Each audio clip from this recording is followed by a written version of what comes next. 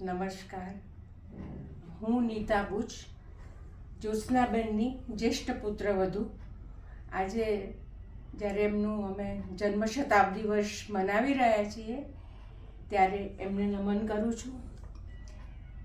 જ્યોત્સનાબેન સાથેના સ્મરણો હું યાદ કરું તો એમનો વાત્સલ્યભર્યો ચહેરો મને યાદ આવે.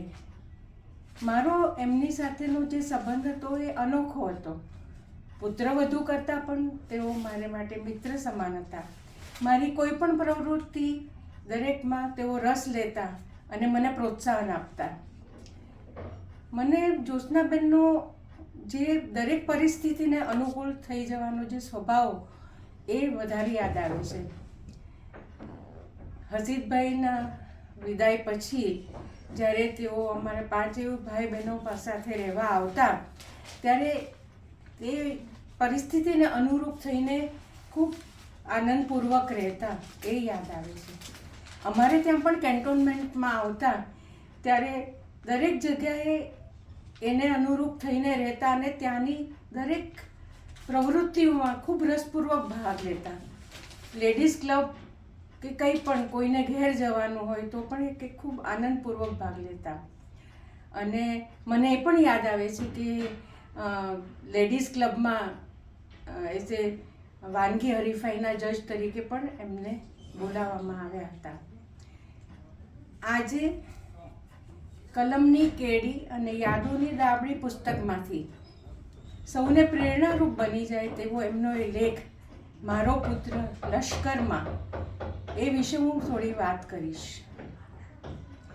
મીનકેતુ બી મિકેનિકલની પરીક્ષા પાસ કર્યા પછી આર્મીમાં જોડાવાની ઈચ્છા જાહેર કરે છે અને બેંગ્લોરમાં 400 યુવાનોમાં 4 જે નિયુક્ત થાય છે એમાં એક ગુજરાતી યુવાન મીનકેતુની નિયુક્તિ થાય છે.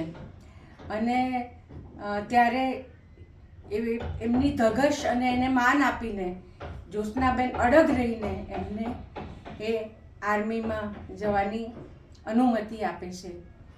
એ બધાને માટે ઘણું પ્રેરણારૂપ છે. આર્મીની અનેક મુશ્કેલીઓવાળી કઠિન પરીક્ષા, એમની તાલીમમાં ત્યારે પણ તેઓ જરા પણ અડગ રહીને એમને પ્રોત્સાહન આપતા રહે છે. અને જ્યારે બાંગ્લાદેશ વોર વખતે એમને રજા નથી મળતી ત્યારે એમની પુત્રીના એટલે કે નિર્જરીબેનના લગ્ન વખતે પણ તેઓ આવી નથી શકતા.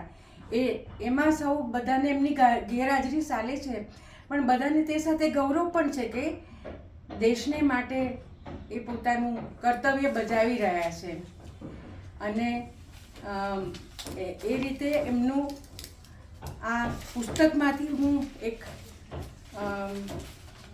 તમને જણાવું એટલે તમને વધારે ખ્યાલ આવે.